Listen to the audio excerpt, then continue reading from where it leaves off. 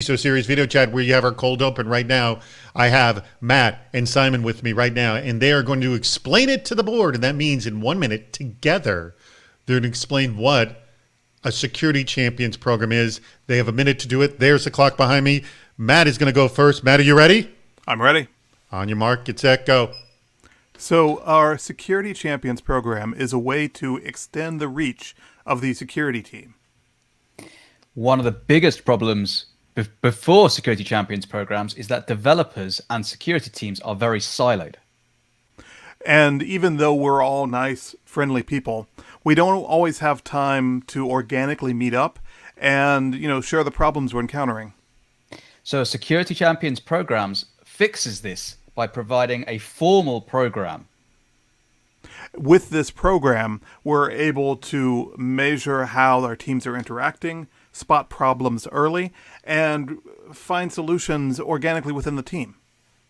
Developers are a security champion. They live in an engineering team, and they can interact with specific people on the security team. Lesson 10. Go, Matt. What we found is almost everyone, especially our developers, want to do the right thing. We're just providing structure for them to do this. Awesome. You did it, guys. I am impressed. Very impressed. Everybody. All right, The let's CISO begin this series thing. Video chat is ready to Welcome to begin. the CISO series video chat.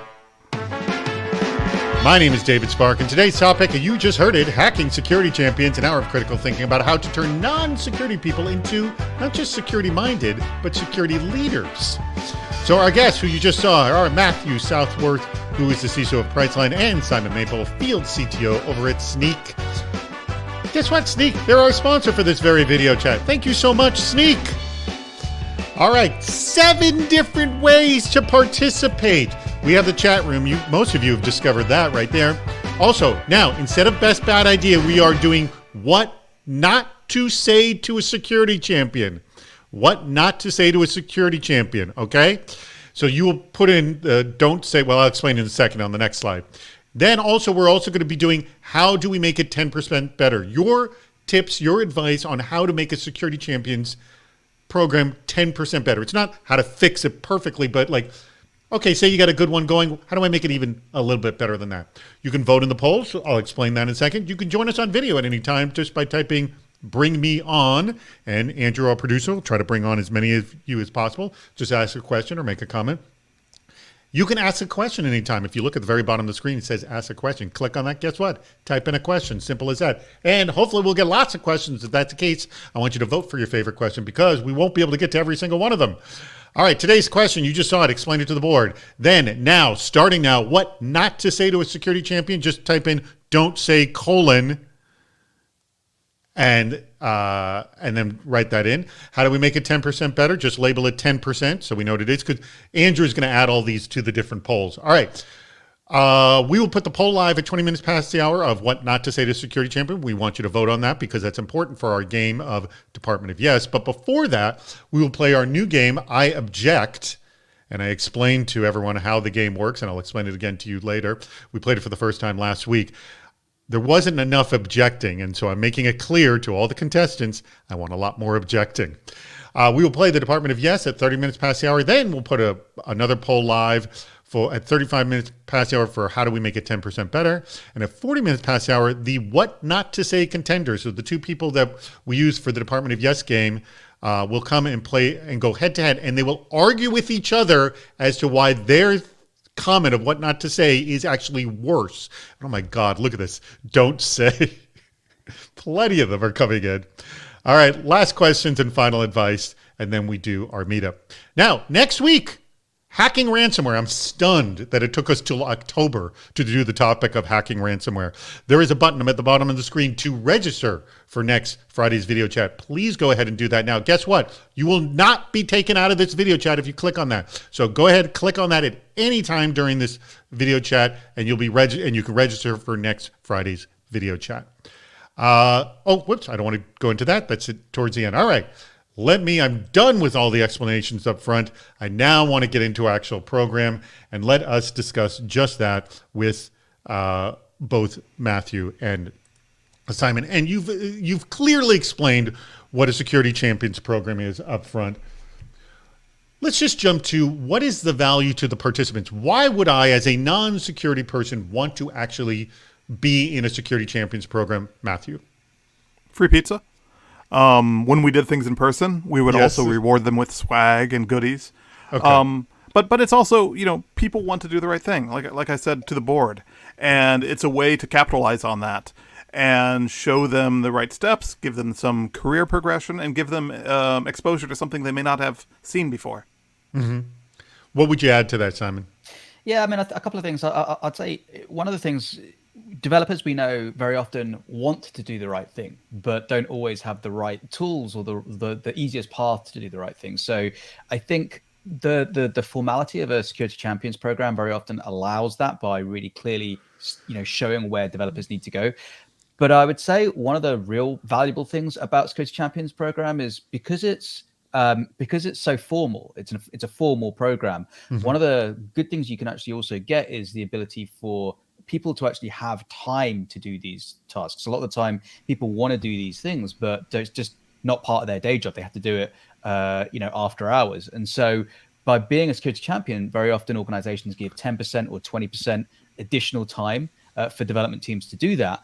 And as a result, people actually get rewarded and recognized for those contributions as well, which they might normally do, but it's a good way to get that reward. I'm going to jump to this first question that I just got here from Ron. And he asked, this is a good one. How do you know if someone is a good candidate to be a security champion? Is it just the role that they have or the attitude they have, or probably both? Matt, what would you say? What are the factors? Yeah, no, I think they come to you. I think it's I think it's someone who's active, asking questions, engaging with the team. I think, in my experience, right, they almost always come to us. Otherwise, can give me little details. Like, how does that actually play itself out? Sure. So almost all on Slack where I work today, right? And so we have Security Champs program, Security Champs channel. And that's where people come in and ask questions or ask for an exception if they've got a deployment that's being blocked because of a control. Talk through the implications of the change they want to make. We, more than anything else, need to talk to our colleagues. And when someone re-engages with us and locks in, that's when we know we've got a match. Mm-hmm. And is that similar for you? Do you handle it a different way, Simon? Yeah, it's very, very similar. I think the people who are naturally want to go out and make things happen is very, very important. I think there's also like a very important trait that, people need to be willing to see change. One of the big things about any kind of, DevOps, DevSecOps change or whatever it is, you need that agility within individuals and teams to be able to do that. So I think individuals that are willing to change are great and willing to learn, really great people to do that. But also the teams that they're a part of, having those teams that are agile and willing to change processes, etc. inside that, then from the security champions program and actually in making change happen throughout an org, that's also a really good indicator that it's a good team to be working with. Oh, so we're not just talking about individuals. Yeah, no. Go ahead. Well, no, I think about the teams who are always optimizing, right? Who have that optimization mindset, right? And want to know how can they, as you say, make it 10% better. By engaging with you, maybe there's an outdated control you've got in there that you can turn off, right? So look at the teams who are seeking improvement. Speaking of that, both of you have done security champions programs. What have you learned in reverse? Because I got to assume it's a two-way street here. It isn't just you, Moses from the Mount, giving in security program. So what have you learned? And it's mostly in the developer field, correct, that do this. But I'm assuming it can grow a little bit wider. But let's stay within the developer environment. What are you learning from them? Realize, oh my God, this will make the security champions program better. Simon? In terms of what is the security team learning from developers? Or the vice versa? Right. So how's it coming back to the security team? Like, what are they learning about the program? They're like, oh, if we hadn't done this, we would have never figured this out, kind of an attitude. I think there's always a big gap in terms of what the different groups care about. And I think developers very much care about the architecture, the flows, and things like that. Whereas the security team they care very much more about the general security, and it's of course much broader than just a single app anyway. So I think what the security team learn is they get the insights into the app design and into the architecture that only really the development organizations appreciate and know. But I think the second thing, in fact, there's a couple more things I'll add. One is visibility into across the general baseline of that development group, organization, business unit. It's very hard to be able to understand and see numbers and measurements without actually having that developer interaction. And the last one that I'll say that I think is really interesting is I think that the security team actually by interacting with the developers more and talking with the developers, they actually understand what the development team are doing from a security point of view in their orgs. Because it's very often when I talk to our customers or prospects and we say, what are your dev teams doing and how are they doing things? And then we talk to the devs, it's very often two completely different answers. So I think you really get that a better understanding of that's a really good point. Just the mere fact of having the program is forcing a level of communications for you to understand what the hell the dev team is even doing. Yes. I mean, without it, I'm assuming, your knowledge level is minimal. Yes, Matt? Oh, well, sure. I mean, the first thing I learned through the program was how little I know. Right. But beyond that, I think it's exactly what Simon was saying. When you learn what the developers are doing, an important component of that is learning where their pain points are. Because where they have a problem or where they have an inefficiency is where they're most likely to take a shortcut, right? And that shortcut might go around an existing security control. So if you understand that this one step in the entire release process takes 15 minutes and they're always trying to work around it, that's where you optimize. So by having that open conversation with developers and that Champs program, you understand where they're most likely to do a shortcut and you be able to put control around that. All right, we have a ton of questions that already come in, so let's try to get through as many of these as possible because we also got tons of games. But this first one from Richard, oh God, I'm going to mess up his last name, so I'm just going to say Richard Jew. My apologies, Richard. I know that you have a more difficult last name to pronounce, and I know I've pronounced it in the past. Anyways, so he goes, we all know the sticks, and I'm gonna add an addendum to his question, but we all know the sticks. What are some of the good carrots outside of pizza, which you mentioned, which we can use to keep motivating? I think that's a key line, to keep motivating these champions. Simon, I'm going to go to you first. What are these sort of ongoing motivators to keep them within the program? Because I'm sure there's a fear of losing people, yes? Yeah, and I think you can lose people just based on the sometimes if your program is slightly ineffective and you're not having the good structure around your regular meetings and those kind of things, then people get disinterested and they can kind of walk away more often. But I think there's actually a really good number of good carrots that we can use here.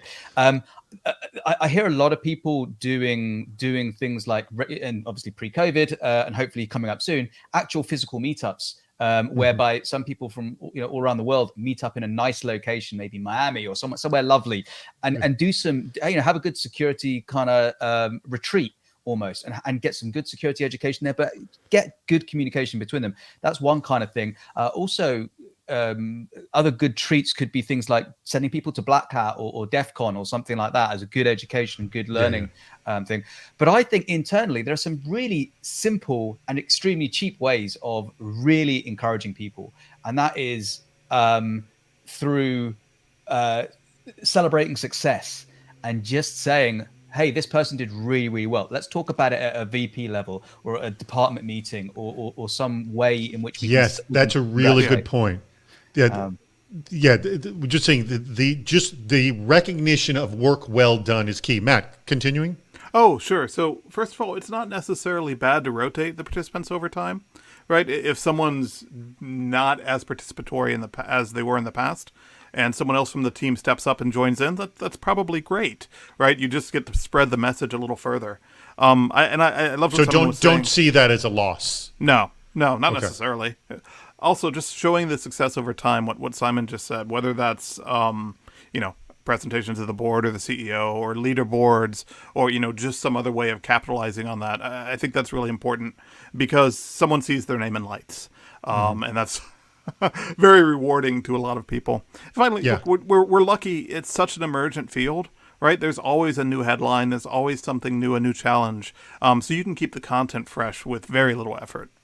One really good piece of advice I learned from somebody talking about culture at organizations, and people always sort of talk about culture but don't really define it very well. But one of the critical things that I've always heard, and I'd like to get your feedback, is culture doesn't happen by accident. You actually have to work really, really hard on it.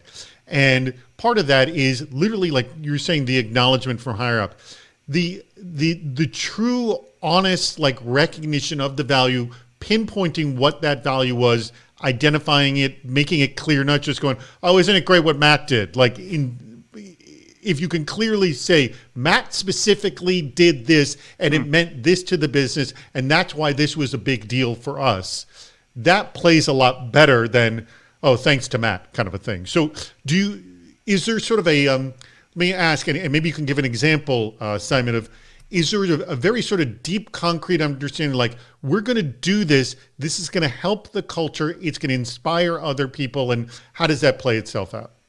I would say two things are really important here. First of all, culture is an extremely hard thing to build into an organization. And really the only way I've ever seen it work is from the top down. It's something that always needs to, culture comes from leaders, right? And that's the first thing I would say. The second thing I would say is, if something is important to a group, an individual, an organization, it has to be budgeted for in some way. And the most important way to budget for things like security champions or things like actions or activities is time. And I mentioned it before, and I think if you're saying to someone, this is really important to us, we want you to do this. Oh, and by the way, we're not giving you the extra time to do that, and we want you to do all these other things which are delivering features, then it's not going to get done, and certainly not going to get done to the extent at which everyone says this is that important. So the concrete example I'll give is giving security champions, which by the way is just one developer per team typically, giving that security champion a percentage of their time, typically 10 to 20% per sprint iteration, to spend and to dedicate on that. And when they go to at the end of the sprint and say, this is what I did in that time, that should be rewarded just as much as pushing feature. Very good point. And any other kind of sort of culture building techniques you would add, Matt? So, I think time is important. Time and goals, right? If you're an organization that focuses around goals, writing it in there is really important. And then just like you handle any retro, right? It should be blameless, right? If someone comes to you with a bad idea, find the silver lining.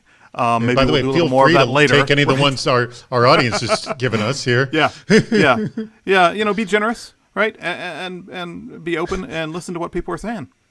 By the way, I just want to say last week we had 77 don't say, bad ideas. It's possible this may rival it because we got a lot coming in so far. Hold on, Andrew, you want to tell me how many we got so far? I don't know if we're up to 77, but the hour is young. We're up to 38, not close so far, only 38. So you guys got a lot of work to do. But we have, just so you know, you have 2 minutes to get them in if you want to be eligible for our Department of Yes game. But these don't says go into, by the way, winning, I'm wearing it right now, the cool CISO series fleece. This was an older model. We have a newer, cooler model too as well, but it looks almost exactly the same. Another great carrot. There you go. Right. Swag. People were talking about swag. Yes. Goodies. As well. All right. So just everyone to remind everybody, the button at the bottom of the screen to register for next week's CISO Series video chat. In fact, one of those people will be there. Elliot Lewis is in the chat room right now. He will be there for talking about hacking ransomware as well. And we also have Dan Walsh, who's going to be, he was the CISO of Village MD, who's going to be joining us as well for that chat. All right. We got, again, tons of questions in here. Let's get these in before we get the poll up. All right. This one's just voted up highly. Comes from Fred Grun. Obviously, having technical people, developers, architects, testers, etc., serve as security champions. However, what are some tips for extending this to non-tech side of the company? Product management, account management, accounting, HR, etc. I mean, just sort of educating people, making people security aware, but can it go a level deeper for like, can there be someone who's a leader of the HR department, and what could they do, Matt? Sure. Absolutely, it extends to every team. And is that architected into your program? Yeah, Okay. that's the intent, right? We don't want it to be just developers. First of all, everyone receives phishing email and weird reach outs, right? And just seeing some improvement in that reporting and that handle time is good. But more than anything else, the purpose of the program for Priceline is so that everyone in the company knows who the security team is. And from that, when there is an issue, they know exactly who to reach out to and why. I think of all the roles you rattled off there, David, the program managers and the product managers are so important, because otherwise you just represent a blocker. You just open a dozen tickets for their team to resolve over the next sprint, and they don't know why. They don't know what these vulnerabilities are or what the urgency is. Getting them pulled in the beginning so they understand your process and they understand where your findings come from is super important, because then you have an advocate, not someone who's trying to avoid the work you're creating. All right. By the way, I just want to let everybody know that the poll is live. So go in there and vote for your favorite "Don't Say" comment to a security champion. And there are some pretty funny ones in there. I want everyone to know that last week's winner, who is Kevin Hackinson, who's going to be playing a game with us later. Ooh, by the way, are we game in 1 minute? Yes, we have to play that game. Let me know. Go ahead and invite Kevin in, actually. We'll play the game now, actually. We'll get him in right now to play the game. Kevin, his was "Don't Say" to an auditor was, "Hey, do you have a copy of last year's report? We lost ours last year to ransomware," which I thought was a good one. But I want you to know that that was a tough win, because there were a lot of really, really good ones, as I'm seeing right now. So it's going to be tough as well. Go ahead. You extend the invite. Invite sent. He has not accepted yet. So he'll be joining. As soon as he comes in, we will be playing our game. All right. Let's go to a question. Another question comes in. This comes from Magno Logan, and says, what to do when the security champion is seen as a security... Wait, what? He's here. We'll come back to that. All right. There is Fred Grun. Oh, and he's putting on his jacket because he is a multiple-time past winner. This isn't just was his first win. He had won many times before. All right. This is how the game works. This game is called I Object. Andrew, the producer, is going to be keeping the score. The way this... Or keeping the time, not the score. The way this works is, Matthew, you're going to start first, and what you're going to argue for is how to build a better security champions program, okay? Now, at any time, Kevin or Simon, or when you're not speaking, but anytime one of the other two people can say, I object, and they can object for any reason. At the point they object, the clock stops. Again, Andrew's handling it. I do not know what the time is. And I say, okay, what's your objection? And you give your objection. It can be for any reason whatsoever. I either say sustained or overruled. If I say sustained, the microphone goes to the other person. If I say overruled, it stays with the person who is speaking. Please object a lot, which was a problem we had with the first time we played, because people were a little too polite. I do not want you to be polite at all. And second of all, you can come up with any reason to object. I'll determine whether it's good or not. The goal is at the end of the minute, which none of us know when the time is going to end, whoever is speaking when the buzzer goes off is the winner. Does everyone understand how this game is played? Audience, I hope you understand as well. Matthew, you're going first. How to build a security champions program. Andrew, start the clock. Go. So we can build a better security champs program by doubling the size of the security team, hiring a lot more expensive engineers. Wait, 2 objections. Pause.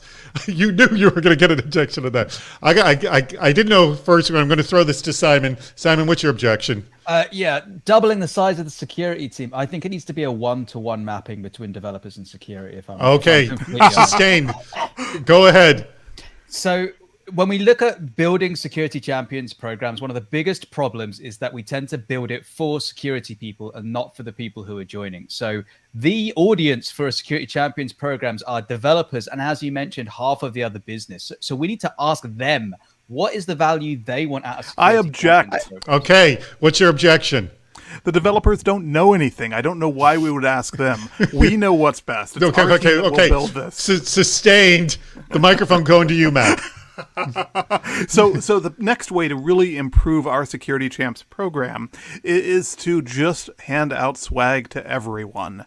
We'll get t-shirts, we'll get textbooks. We'll get new iPhones. We'll hand them to everyone. YubiKeys. It'll be a great way to put some of our individual funds.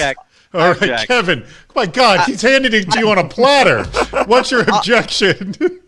All you're doing is you're incenting people with stuff like extra T-shirts and all this extra technology you're handing out. It's going to cause more security. So now I just have people that are sustained. Okay, you got it. Go. I just have people that are trying to get the T-shirts, and now they're just filling out random forms, and they're trying to do some stuff, and they're coming up with things that aren't really security problems, just so they can get more swag and things to do. So I think the real importance here is I think we just need to get some more vendors in place, because I know somebody will object to vendors. Okay, pause. What's your objection, Simon? As a vendor, I game is over. Hold on, wait. You hit the button. We never heard the sound. I'm sorry, Buzz. I think, was it still on Kevin? Kevin, you won. Oh. Good job. Congrats to Kevin. All right. Kevin. I want to hear. Hold on, wait. Whoops. Hold on. I'm going to give the crowd. There you go. That's for Kevin right there. Kevin's the winner. Okay. All right. Thank you. Thank you very much, Kevin Hackinson. I don't know why we didn't hear the buzzer, but the buzzer did go off. There it is. What the hell happened, Andrew? Oh, right, we'll find out what happened there. All right. Good job, by the way. Good job for Kevin. Congrats. Oh, Andrew had his microphone muted. That's why we never heard it. Okay, way to go, Andrew. All right. Let's get back to this. By the way, excellent job, everybody. I appreciate that. Hopefully, let's hear it from the chat room if you like the game, because we'll keep doing it because I kind of like it. I think it's a fun game to play. Fun. All right, cool. Let's get back to the actual question. Geez, so many questions have come in right now. All right, this one we already did. Oh, this was the question I was about to ask. This from Magno Logan. What to do, and we only have 4 more minutes before we play our next game. What to do when the security champion is seen as a security spy or snitch from their developer team? Does that happen? Wait a second. That does happen? Okay, explain, Matt. So I've had situations before where a developer finds a problem and reports it to me or someone on my team. Right. And then when meeting with that developer's manager, the manager will be like, well, this guy was a little over-enthusiastic. We had a plan to fix it. Here's what we were going to do. So that's definitely happened. And it's finding the good. It's to the developer, telling them they did the right thing, to the manager saying, okay, let's go over your plan. Is there some resource I can bring to help you implement this quicker? Right. Make everyone feel like they're doing the right thing. It's the type of manager who wants to have complete control over everything that everyone on her team is doing. Simon, this is a behavior that I've seen with security people is, say I'm a security person, I find a vulnerability, it's important to me. I found this vulnerability, it's important to me. So then I start sounding off the alarms. We have to fix this right now. Everybody stop, whatever. Not having any visibility to anything else that's going on in the company. But what do you do in that situation where there is a security person who gets really enthusiastic about making sure people stop whatever the hell else they're doing and deal with whatever vulnerability they found?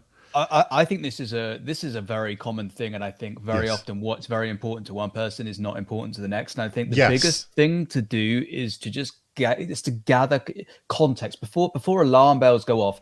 Get as much information and as much context as you can from all sides. And so it might be very, very important from the security point of view, but until you look at the application, how the application flows, the architecture of the application, and get that information from the dev team, you won't really know how dangerous that vulnerability is and how exploitable and the risk of that vulnerability. So for me, it's about doing it together and having that joint responsibility. So again, it's a cultural thing and it's a hard thing to foster, but it's definitely the way that reduces that friction. Let me just throw a small amendment into that question.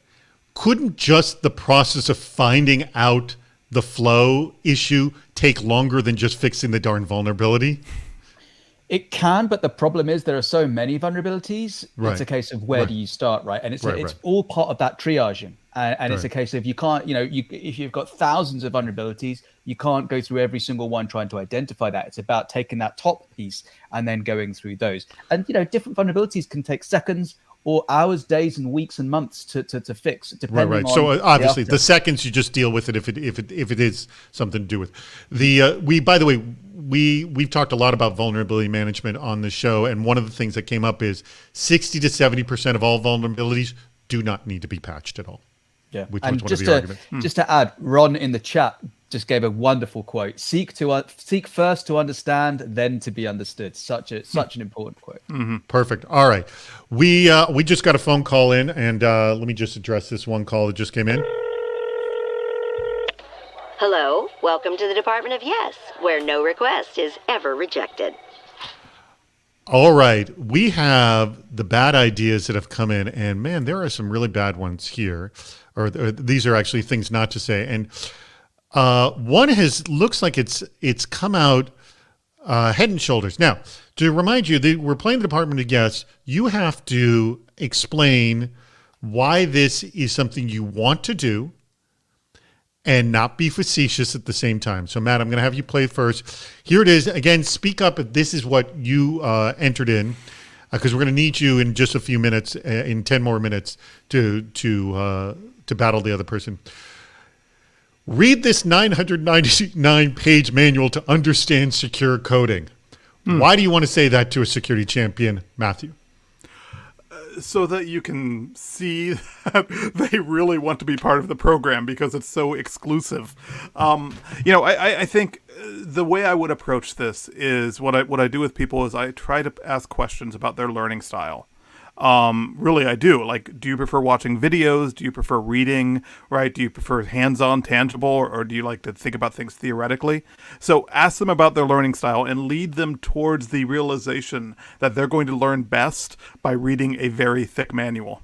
Hooray! I like that answer. All right, Simon, you're up. Okay, well, first of all, I think any book that is less than 1,000 pages is pretty small anyway. So it's actually a fairly small report. Secondly, I would say it's very, very reusable. If you want to pass it around, that's fine. It's very easy to retrain. I also think, when you pass something around that's 999 pages long, it'll really help people to understand the severity of the problem. Anything of that size has to be important, right? So yeah, it's good. Plus, if people have trouble sleeping, this is the book for them. I like that, by the way. You're having trouble sleeping. All right. Now, all the others got only 1 or 2 votes, so I'm just going to pick one of them.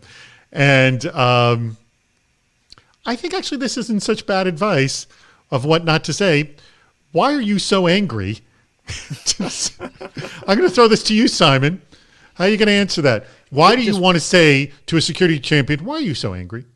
Well, I think, we can very often talk at a very professional, technical level, but what we really need to do to improve our culture is talk at the emotional level and really understand each other deep down.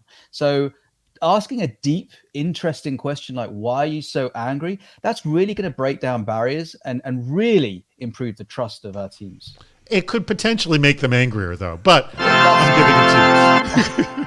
Matt, why do you want to say this? Oh, well, it sounds like a good icebreaker. Wait a second. I'm difficult. I like that. But it could be the first question of a series of like 5 whys, though, right? Ask someone, why are they so angry? Listen to their answer. Ask them why, their boss makes them feel that way. Listen to their answer. I'm Ask a huge fan of the 5 whys. Right? Bravo! Oh, yeah! I'm giving you all of them. Jesus. I like that. So, by the way, excellent answer right there. Okay. Good job, by the way, both of you. Oh, by the way, I didn't see who were that was Magno Logan was the first or the second one. I'm looking in the back channel here. I don't know who said. So please speak up if those are yours. We're going to need you in 7 minutes to come on and argue why yours is the absolute worst of the two. All right, let's get back to the question. Magno Logan was the first, and just Michael for the second one. So Michael and Magno Logan, make sure that you are available in 7 minutes to join us on camera. Have your microphone and camera ready for that. All right, let's get back to the tons of questions. Please start voting on the questions if you haven't already. I don't know if this happens. Craig Hergeter asks this question. You tell me if this actually is an issue. How do you remove the, quote, security stigma from a person that is a security champion? Is that an issue? I'll just start with that. Either of you, do you believe that it's an issue? Me personally, I don't think it's a huge issue because ultimately that person is still an engineer, and don't forget, 90% of the time they're doing engineer work. So I think engineering work. I think the security stigma, the security label, is what happens really when you have the traditional dev and security talking together and almost like talking at each other. Then you get that security stigma, but Right. not in my experience so much. Just quickly, Matt, do you see the security stigma or no? Not a lot, but I can see how our team could really bore people if we're doing nothing but presenting the same information week over week, right? If we're showing bar charts that never change, I think if we're going to have this program, it needs to be engaging. It needs to have new content. It can't be the same thing month over month. Okay. Well, let's make security a little more entertaining and fun. All right. Let's go back to the questions here. We have, by the way, more. Oh, did you put up the, you can put up the 10% poll actually, Andrew, now. Go throw up the 10% poll. Is that up? No, that's the other one. We'll put up the other poll as well. And if you haven't voted, if you haven't registered for next week's video chat, please do that.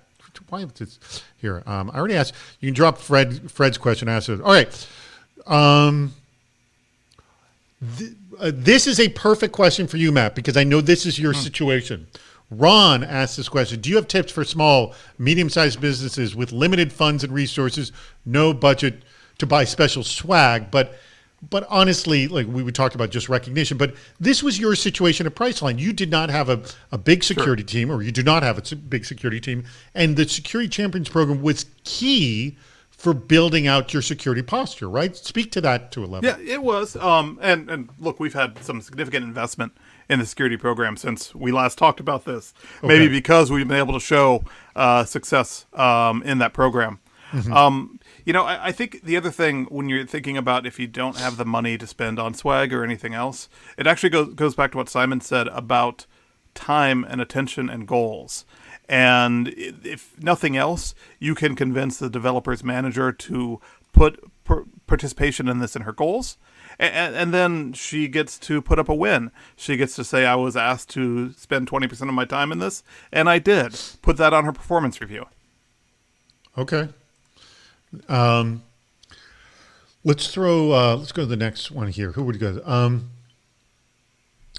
Okay, so this came up as a joke during our I Object game, but I'll throw this to you, Simon. From your observations, what's the perfect ratio of security champions to non-security champions? Oh, I see. In the team, so security. Yeah, in the champions. developer team. Say you got 10 developers. How many do you want to make sure are security champions? Yeah, I mean, I would say it varies on a number of things. I would say the complexity of the application that team is responsible for is something that could reasonably be said. But I would say typically you would have one per team. And I would say if you need more than one per team, I would kind of argue your teams are probably too big. You're probably looking at the two pizza teams size team. So I like the idea of one per team. There's pros and cons with that, though. Obviously, you have kind of like a single point of failure. If that person, as people move across, you lose that coverage across your organization. If that person leaves, you need a replacement. Or if that person goes on vacation for 2 weeks, what do where's the coverage coming from? Is there such a thing as like a varsity and a JV security champion? Well, I wouldn't tell them that. I think there's a couple of things here. There's an official security champion. That's that one person who's the person who's representative of owning the plan of how that team goes forward and owning the changes in that team. But there's also still security curious people. If there are other people that are interested in doing that, they should be senior security people in that team as well. And they can learn just as much as they want. They can enact as many of the security changes throughout as well. So I would never stop people wanting to do more security. If someone desperately wants to be a security champion as well, I think it's absolutely fine to have a couple. But I would say one per team is a good way of doing. When I was in college, I went through a phase of being security curious. Anyways, with that being said, the next question here we got going. From Magna Logan, how do you scale a security champions program? I'm assuming the educated become the educators. Does that actually happen? That would be the best way, unless there's another way to do that, Matt. I think that's a great suggestion, and just the organic rotation on the team helps. When you think about scaling, and with the last question too, I'm thinking out of 10 dev teams, there's 2 that are having problems over and over again with vulnerabilities in their code or et cetera. So I would prioritize those specific teams. I wouldn't tell them why you're prioritizing them, but I would focus on the problem areas, bring them up first, have a success story, show, how quickly they resolve vulnerabilities now or whatever, and replicate that throughout the other teams. Okay. All right, more questions. What time we got? Oh, we're 40 minutes past the hour. Let's bring on both Magno Logan and Michael on for them to argue why their don't say was the absolute worst. And let me remind everybody, please click the link at the bottom to join us for Hacking Ransomware. That'll be next Friday for the video chat. While we're waiting for them, how do you ensure that these security champions don't get overwhelmed with security work? This has to do with the reserving 10% and fail to meet up with their own official KPI. I mean, I'm going to go to hold this thought because we're having everyone come in, but I'm just going to make a comment about you can say reserve 10% of your time, but things get overwhelming, and so it's not as always simple as that. Is Michael coming on? Waiting on Michael. Michael hopefully will be coming on. Actually, while we're waiting for Michael, Magno, by the way, what do you go by Magno Logan? How should I be referring to you? Yeah, Magno or Magno Logan's fine. Magno or Magno Logan's fine. All right, hold tight as we're waiting for Michael to come on, but I'm just going to get the others to answer this question of, it's easy to say 10 to 20%, but how does that actually work in action, Simon? I would say there's 2 ways of doing it. You either do it officially where you can say there's 10% of your time spent doing this, and then there's another way of just saying try and fit it in. If you try and fit it in, there's always too much to be done. Something always pushes out. Yeah. If you don't provide time for people to do that, security just won't get done. If you do add time, the one thing the developer has then to be able to say is, you know what, this has been reserved. Even if something else slips, the thing that they're doing is still in their job description to do that. They're not going to get penalized for not doing feature work and for doing security work. Now, depending on the product team and the project team, which is one of the things that Matt was saying about adding that in the security team, that's really, really useful as well to have their buy-in to that. But yeah, I mean, it's not always absolutely clear and crisp, but it provides some guide rail. So you're going to constantly have to revisit it. All right. Yeah. My apologies to our 2 guests to come on. Now, here's the deal. So we have Magno and also Michael on right now. Magno, remind everybody what your don't say was. Was the read 99 page manual. Oh, right. Read the 999 page thing. And Michael, yours was? Don't ask, why are you so angry? Don't ask why he's so angry. All right. Now, here's what I want to do. Just for a minute here, I want the 2 of you to argue with each other why you think yours is better than the others in terms of being the worst. And Matt and Simon will determine who is truly the worst right there. Magno, you first. Why is yours the worst? Sure. And again, you're debating specifically why it's worse than Michael's. Okay, sounds good. Yeah, I think people nowadays, and especially with COVID, everybody's angry, right? So there is no need to ask why they're so angry. I think it's the norm. It's the norm, right? It's the baseline, and I think that reading a 99 page to learn secure coding, it's gonna make people even more angrier than they already are. So that's why I think this is the worst recommendation that I can provide for a security champions program. All right, good argument there. I like that, Michael. Why is yours worse? I think he's made my argument for me. And okay. You just make people more angry.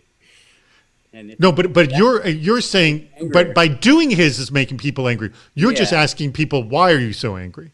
So why is yours worst? Because it appeals to everyone. It works generically on everyone, especially if you ask the right way. If you ask, why are you what would be angry? There you go. That's sort of sympathetic, condescending. Kind of, way. yeah, condescending, sympathetic. I mean, There you go. All right, I'm throwing this to our guests right now, to Matt and Simon. Matt, Simon, which one is truly the worst thing to say to a security champion? Michael, has someone asked you that before? my wife. I And boy, definitely do I feel, get angry. I can definitely feel the pain with both Magno and Michael in terms of having experienced this before. I mean, for me personally, as an angry person, I would say I'm going with Magno. I think having read a 999-page vulnerability report before, I'm going to have to go, which made me angry. I'm going to have to go with Magno. Okay, so he's choosing Magno. Matt, which one do you think is the worst?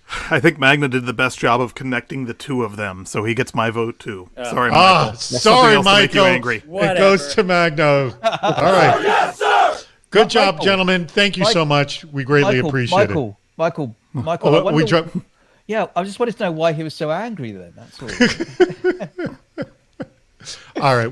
How much time we got left? We have 15 minutes left, everybody. And everyone, please, stick around for our meetup at the very end of this discussion. That link at the bottom is going to change to our meetup link. So you've got about 10 minutes right now to click the link now to register for next week's video chat. And if I didn't mention, if you register for next week's video chat, you're automatically entered in a raffle to win one of these things. So it's an option and you have to register early. That's a key thing. You got to be in by Tuesday. So why not do it right now? All right, let's go to the questions. We got tons of them. Jeez. All right, this next one. We asked that one already. Question. Here's an interesting thing. This isn't necessarily a security champions program, but I guess it's part of the sort of training process. This is from Imani Malaika, who asked, and by the way, I didn't reference the KPI program. That came from Charles, by the way. That was a question I asked just beforehand. My apologies for not mentioning you, Charles. So Imani trains developers and asks, I train developers, what can I do to make security a priority with new developers as part of just the generic training program? So is there a difference between the security champions training program and the developer just in general training program? Or are they kind of one and the same? How do you define the two of them, Simon? Yeah, I think they're subtly different in terms of when you're trying to train security champions, and education can be a big part of training security champions. There are a number of different things that you might want to train them to do, and that can include how to roll out certain programs across their team. Whereas what you really want the security champion to be able to educate and train to his team or her team would be secure development, being able to implement a security process or a secure development process into their team. So I think they can be that there's a lot of overlap, but I think there are some significant differences that a security champion specifically would need to know. And I'm assuming you do both on your team, Matt. What is the difference between the training the developer to be security minded versus training a security champions program? I think the general training we provide to our developers, what I want to see is that they touch it maybe quarterly, at least twice a year. It doesn't need to be an extensive engagement, but so at least you know that it's been front of mind to them for a few minutes. Versus I think about our new hire orientation, right? When we bring in new developers, we have specific training that we give them. And what we do there is we focus the developer training around the vulnerability classes we've had come in recently. So our bug bounty program turns up a lot of cross-site scripting. That's what we show the new developers. And we try to show them with tangible examples. We try to show them, here is the vulnerability, and walk them through it. That's what tends to be most meaningful to the new developers. All right. By the way, we're burning through these questions. Great. Oh, and by the way, Andrew, we asked this one from Ron about how do you identify someone as a good security champion. Let's go to this one by Dimitri. Any experience and difference with IT or OT environment, how to engage with your mechanical, electrical engineers? Anything involved in that with regards to security champions or not at all? Gentlemen? So although I haven't touched it, I think the OT folks are much closer to actual physical harm. Mm-hmm. Right? And if anything, they've got to take it more seriously because you can show them someone being smashed by a trash compactor. Oh, okay. So let's move on from that one. All right. Jacob Kaluzny asked this question. I'm sorry, that last one. Oh, I'm sorry. Who asked that last one? Did I reference who said the last one? Hold on. Yeah, from Dimitri. I'm sorry. I did say who it was. All right. So Jacob Kaluzny asks, what do you think of delegating threat modeling to security champions? We've actually done threat modeling. Sounds intriguing. Have you done it, and how has that worked? If you have, Simon. I think the threat modeling is something that is very, very hard to do well, and very, very hard to do well when you're in a fast-moving DevOps style development process. I think the way to do it well isn't to just rely on one person to do that. It needs to be a mentality throughout the development org. So I think having one person train the rest of the team in threat modeling exercises is the best way of doing it. But I think the core thing to do is not to have long extended threat modeling sessions, but to do them in short bite-sized chunks, and have involve security folks in there, not just the security champion as well, and make sure they're there. And yes, my dog is barking. Sorry. It's totally okay. That's awesome. This I just want to look at the 10% better poll that came in. And by the way, if you haven't voted for that, please vote for that. This is an interesting one. And Matt, I want your thoughts on this. Empower your champions. Again, this is how to make the security champions program 10% better. Empower your champions to have negotiation room so they can approve/support initiatives appropriately. And this might go to the example I gave earlier about, the security person sounding the alarm of like, we got to deal with this vulnerability right away. Have you done that, given them the kind of negotiation room? Yes? I guess we're not there yet. I love the idea. And I think it's something about... And by the way, speak up if that was you in the chat room. Go ahead. Yeah, no, I think it's something about, putting some guardrails around and letting the champs be the first approver or first exception granter when you've got something that's not going through the normal pattern, right? Box it somehow, say, okay, you can approve this for 30 days. You can approve this as long as it doesn't hit the severity, and let them feel like they're in control. That's probably the most powerful part about it, is letting the developers, the dev managers, the product owners feel like they have some stake in it and they have some control. And by the way, that was Craig Herder right here. And by the way, let me just throw it to you, Simon. Have you given security champions some level of sort of authority on security decisions? And which also leads into, before you say anything, into another 10% comment. Involve your security champions when developing enhanced security practices and processes and in tech tool selection. Give them buy-in to the process. So your thoughts, have you done in either of these situations? Again, speak up if that was yours, Simon. Oh, you're muted, Simon. In the program, put your cursor over your face. There we go. There you go. Go ahead. Go ahead once again. Absolutely. I think this is something whereby, in order to really genuinely enable development teams to be able to make changes, they need that authority to be able to not just help make the rules, but actually perform actions as well. So this is a classic example whereby if you the less you get people involved in these kind of decisions, the less likely those kind of decisions are going to stick, and people are going to abide by rules that they don't create. Now, sometimes the security team does need to put a foot down and say, yeah, you know what, this is actually a policy that we need to stand by. But having a room where that is discussed with developers so that they can understand the reasons behind that, and be a part of that discussion, sometimes is enough to actually get buy-in straight away. But 100%, I completely agree with that. All right, some good 10% tips. By the way, all right, I am going to start to close this thing out. I'm going to want your final thoughts, your final advice, since the two of you had so much experience in security champions programs. Let me just sort of go through our final things.